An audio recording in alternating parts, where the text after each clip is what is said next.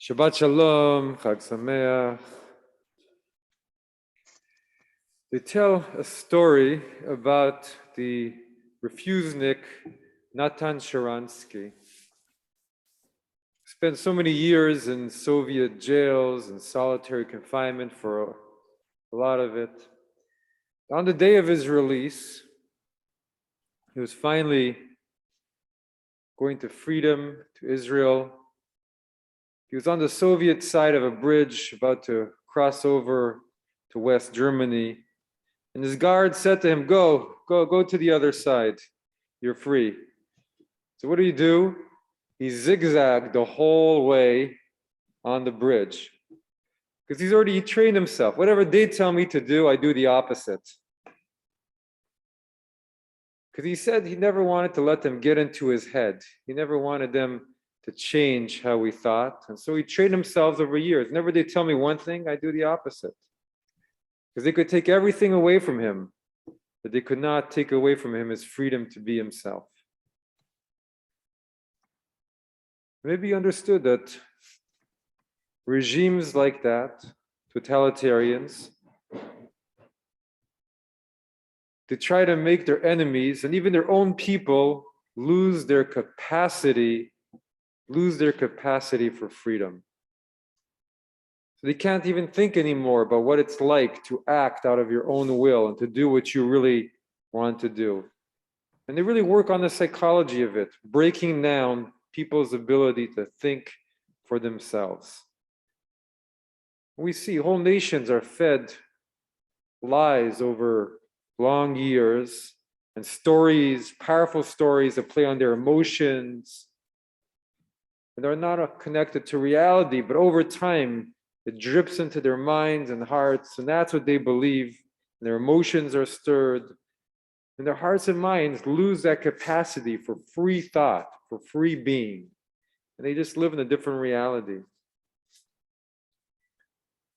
So every year when Passover comes, at the center of Passover is that commandment to relive the story of the Exodus from Egypt, as we're told in the Torah and the Haggadah.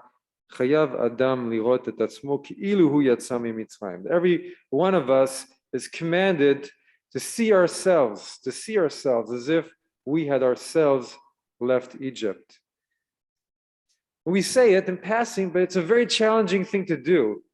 Slavery isn't just working very hard, as we sometimes talk about, or being told what to do.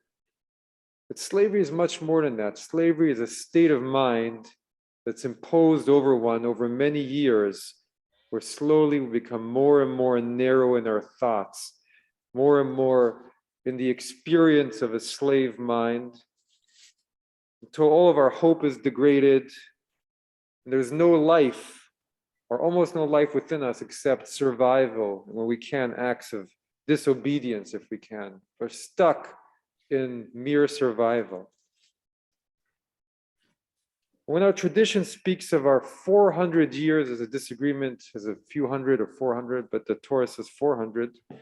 When our Torah speaks of our 400-year slavery in Egypt, they speak of how low the people had gone in those 400 years, year after year, generation after generations, and they were stuck in that place. They were deeply stuck in that place.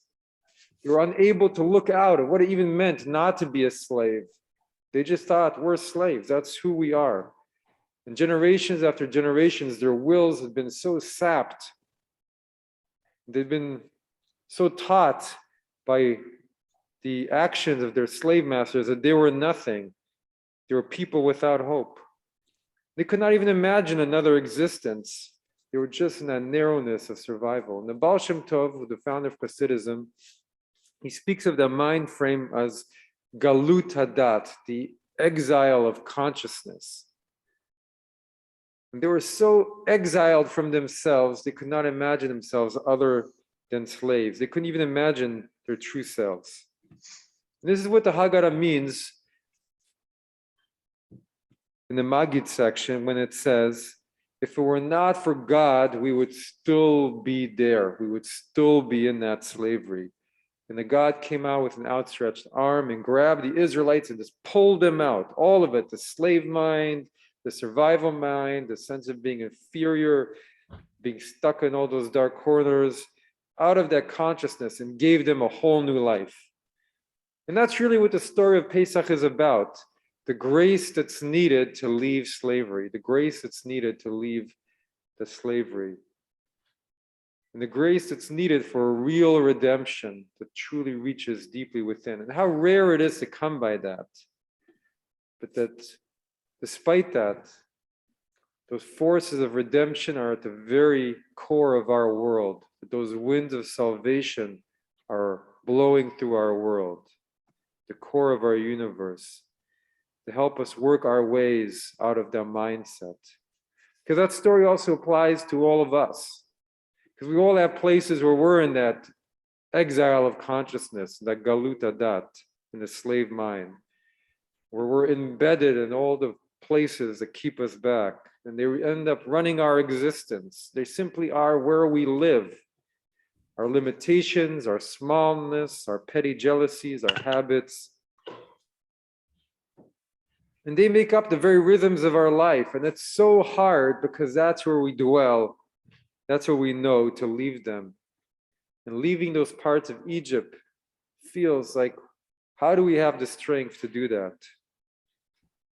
And even for the slaves who were taken out with such power, it wasn't long before they were saying, if only we were back in Egypt, how wonderful it was. The cucumbers of Egypt, the fish of Egypt, the garlic of Egypt. It was what they knew.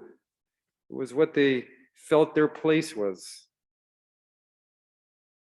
The story of Passover comes to teach us that there are forces out there that can uplift us from those places into a more expansive place that can break through all those chains. And Seder night is a story that, yes, tells us where we come from, but it's also a time when we find that belief that we can be lifted from all those walls that are holding us back from being who we choose to be. And that we're not just what we appear to be on the outside, what others believe us to be, are certain that we are, but there's something within us that is completely free, and that nobody can take that away from us. And then when that place is alive within us, we have superhuman strength to break away anything holding us back, the bondages of months and years and even decades, and to truly be renewed. We can break out of that exile of consciousness, galut adat. We catch a glimpse of that light, and then we get a bucket full of it, the power to break our boundaries, which is really a true gift, and which then births a new self. And Passover teaches us that if we strive for that place, then we can break any bondage within. And so Passover is also called Chag HaAviv, the holiday, the festival of spring. So what happens in spring? We don't think about it enough. Maybe I don't think about it enough. A seed that is deeply buried within the earth suddenly bursts out into life. It's really an amazing thing. It sprouts, it comes out with so much energy. There's just this beauty to it, a new life suddenly coming out. And that's what we hope for on Passover, coming from within our own beings. At this moment in history, we understand better than we have perhaps for a long time how that bondage works, and how the freedom of nations can just be taken away to think their own thoughts, to see reality, to feel for themselves. What is happening here? And we see how free we are, but we also see that there are other bondages that hold us back, and how much of each one of us is in galut hadat, an exile of consciousness. And we understand that in our own nation, what happened in our history with the African American slaves, and the white people back then that convinced themselves that other people were not equally human, and the long journey we've been on to changing that mindset, and how that mindset affected the slaves' self-perception, And perhaps we can say that what is happening on one level today, both in the white and black communities, is we're finally breaking out of that old consciousness in a fundamental and profound way. Can you hear it, son?